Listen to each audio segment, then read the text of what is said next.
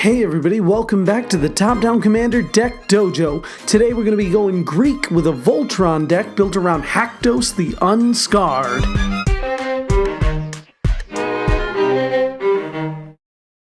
Hey there Planeswalkers, welcome back to the Top-Down Commander Deck Dojo. I'm your sensei, the one and only Magus of the Salt himself. Today we're going to be taking a look at one of the new commanders from Theros Beyond Death. This commander is inspired by Achilles, one of the greatest warriors from ancient Greece. If you aren't familiar with Achilles, never fear, let's head over to the top-down portion of today's deck tech. Achilles was the son of Peleus, king of the Myrmidons, and a sea nymph named Thetis. Thetis, fearful of her son's mortality, did everything she could to protect him, including dipping him into the waters of the river Styx. The river Styx was the river that guided souls to Tartarus, Greek hell, and it had many magical qualities, including the ability to make someone invulnerable who bathed in its waters. To keep her son from slipping away into the water, Thetis held her baby son by the ankle and dipped him into the river, covering all but his heel, by which she'd held him. Achilles would grow up to be a powerful warrior who looked a lot like Brad Pitt and never lost a fight. He fought in the Trojan War, even killing Hector, Troy's champion. Unfortunately, Achilles met his end when Paris. Sorry, I just rewatched the movie Troy and I can't get it out of my head. Anyway, Paris shot an arrow guided by the god Apollo that struck Achilles directly in the heel, the one part of his body that wasn't invulnerable. Now I know what you're thinking. Why didn't Mom just flip that kid and dunk his foot? I don't know. Maybe there was an ancient Greek law against double dipping. Anyway, that brings us to our commander, Hackdose the Unscarred. Hackdose the Unscarred is a 6/1 human warrior for red, white that says Hackdose the Unscarred attacks each turn if able. As Hackdose the Unscarred enters the battlefield, choose 2, 3, or 4 at random. Hackdose has protection from each converted mana cost other than the chosen number. Achilles was a warrior, and he fought in a great many battles. He only had one very specific weakness that his opponents weren't aware of. Much like Achilles, Hackdose is going to be a dangerous, difficult-to-remove threat for our opponents. So what's our strategy for this deck? Well, this is a Voltron deck built around unique abilities that buff and protect Hackdose while he swings in for commander damage. On the surface, Hackdose is just another Boros Combat Matters commander, but the unique constraints of his built-in protection make him different than straightforward commanders like Aurelia the War Leader or Gisela Blade of Gold Knight.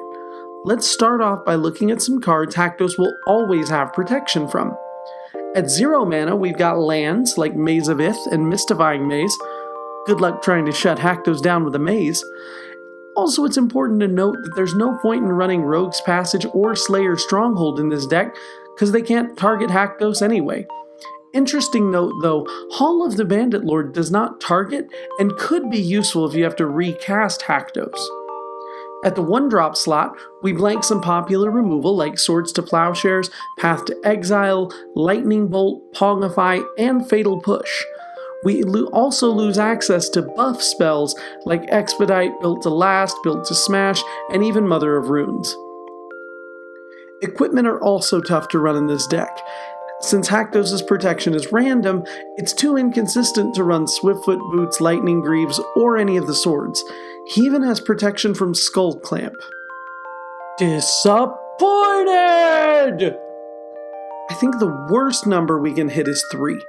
Not having protection from 3 opens us up to Anguished Unmaking, Generous Gift, Beast Within, Chaos Warp, and Vindicate. Since we have all of these things we can't do, what the hell are we supposed to do? Well, we gotta dig into some cool mechanics and unique cards. Hackdose interacts really well with red board wipes. Rolling Earthquake, Blasphemous Act, and Hour of Devastation are great, because they can wipe the board, but Hackdose will always dodge them and survive. Also worth mentioning, we're running Heliod's Intervention. Just a reminder, this card is an instant. An instant. One of the most obvious routes for Hackdose is using Anthems, so we're going to run Goblin Auraflame, Always Watching, and Dictate of Heliod. Immortal Sun is an Anthem, a cost reducer, card draw, just an absolute Boros staple. And Akroma's Memorial may not give a power toughness buff, but you would be hard-pressed to find a more bonkers card, giving flying, first strike, trample, vigilance, haste, and protection from black and red. Alongside the Anthems are the Double Strikers, Dictate of the Twin Gods, Gratuitous Violence, and True Conviction all give double strike to our creatures, including our enormous Hackdose. Finally, in the Anthem category are some haste enablers like Fervor, Hammer of Perforos, and Bloodsworn Steward. Bloodsworn Steward is cool in this deck because it gives a buff and haste to our Hackdose without targeting. Special shout out to Bastion Protector, which also buffs Hackdose and gives him indestructible just for being our commander. Speaking of getting around targeting, let's look at some more unique underplayed mechanics with Soul Bond. I was surprised to learn that Soul Bond doesn't target. It actually says you may pair this creature with an unpaired creature. So you can choose Hackdose so long as he's unpaired. Lightning Mauler can give haste, Near Hearth Pilgrim gives lifelink, and Silverblade Paladin gives double strike. Stonewright gives Hackdose fire breathing, which can be a great mana sink late game to push out that last bit of damage. Mana sink in Boros? Oh well, moving on. Another great mechanic with Hackdose is Exalted. Exalted says whenever a creature attacks alone, that creature gets +1/+1 until end of turn. Again, doesn't target, and multiple Exalted triggers stack.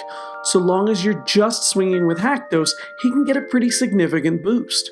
We're running Battle Grace Angel, which gives lifelink as well, and Angelic Exaltation, which has Pseudo Exalted, giving +1/+1 for each creature we control whenever a creature attacks alone. We're running every Exalted card we can because even one instance puts Hackdose in the sweet spot of 7 damage or a 3-hit kill. Best Exalted card by far is Sublime Archangel, which gives all of our creatures Exalted. With a board of a few creatures than this, Hackdose gets out of hand really quickly. Now that we know how we're going to kill people, how do we keep Hackdose alive in case people can target him? One of the biggest weaknesses for Hackdose is board wipes. They can spell doom for our commander. Doom! Boros Charm, Selfless Spirit, and Unbreakable Formation can give Hackdose indestructible. Archangel Avacyn can save Hackdose, but can also flip into a dangerous threat of her own. Also, it's important to note that Hackdose will still have protection from Avacyn when she flips, because she still has that CMC of 5, even when she transforms. And we're in white, so if you have one, you can't do better than Teferi's protection. We're also going to need to protect ourselves from getting overrun by a board of creatures on the backswing, so we're going to run Crawl Space, Ghostly Prison, and Silent Arbiter. Arbiter plays really well with all the Exalted creatures in the deck, since we're only planning on attacking with one creature anyway. Let's quickly look at some of the best ramp and card draw options for this deck. I'd always recommend Knight of the White Orchid, Dockside Extortionist, and Smothering Tithe in any Boros deck. And for draw, Tome of Legends and Cavalier of Flame are really nice. Cavalier can also double as a mana sink later in the game if needed. Some lands I'd consider running include Cathedral of War, which has Exalted, Arch of Orazca, which can draw cards, and Throne of the High City, which can make us the Monarch. And finally, let's take a look at Sensei's top pick of the deck. Sensei's top pick of the deck is, drumroll please, Sanctum Prelate. As Sanctum Prelate enters the battlefield, choose a number.